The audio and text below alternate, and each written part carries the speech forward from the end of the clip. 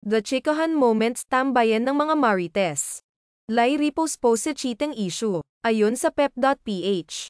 Viral ngayon sa social media, lalo na sa TikTok, ang di umano'y kissing video ng dating Pinoy Big Brother housemate na si Angeli, Lai, repost posa. Isang netizen ang nang-ahas mag-upload sa TikTok ng pakikipaghalikan umano ni Lai sa isang foreigner sa isang bar sa poblasyon, Makati. Ngayong araw, August 8, 2023, ipinost ang nasabing video na kuha di umano noong Sabado, August 5. Caption ng uploader, "Can't deny talaga na hindi yan si ano."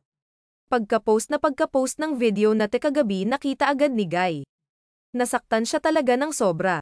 Hashtag cheating, hashtag for you page, hashtag lyripo post sa hashtag parb, hashtag viral. Ang tinutukoy marahil na Guy ng uploader ay ang British fiancé ni Lai na si Paul Joshua Marsden. Netizens react, hati ang opinyon ng netizens sa video na ito na mayroon na halos 1 million views sa TikTok. May ibang naniniwalang si Lai ang nasa video. Saad ng isang netizen, "Grabe if siya man talaga yan. Engage pa naman na sila, si." Ayon sa isa pa, "Why naman anta? Nasa tamang tao ka na." May nagsabi namang maniniwala lang sila na si Lai ang nasa video kapag malinaw na ang mukha ng babaeng mapapanood dito. Sabi ng isang nagkomento, "Maniniwala lang ako pagkita talaga mukha niyan, dami-dami kamukha natin sa mundo no." Dagdag naman ng isa pa, "Ang layo para maging si Lai yan, braso pa lang eh. Magkaparihas lang buhok." Sinagot naman ng uploader ang isang nagkomento na hindi raw engaged sina Lai at Paul. Sabi nito, replying to at Team Uno EVRALYN, "Sige auntie, ipilit natin na hindi."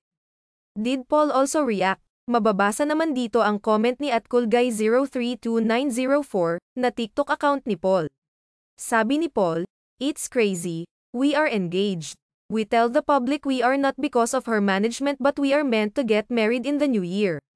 Can't believe it." Dagdag pa niya, 2 weeks and we are meant to be together, 3 months we are meant to live together, 5 months we are meant to get married. Seeing this has killed me inside." Narito ang iba pang posts ng netizens tungkol sa di umano'y cheating issue ni Lai sa X, Twitter, at Facebook.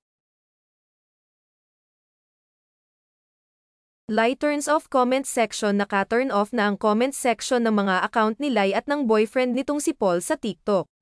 Pati Instagram account ni Lai ay naka-off na rin ang comment section. Burado na rin sa Instagram account ni Lai ang larawan nila ng British boyfriend.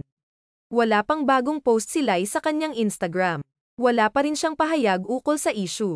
Mananatiling bukas ang pep.ph, Philippine Entertainment Portal, sa maaaring ihayag ni Lai tungkol sa isyung ito. For more Chikahan moments, subscribe to our channel, hit the notification button, like and comment.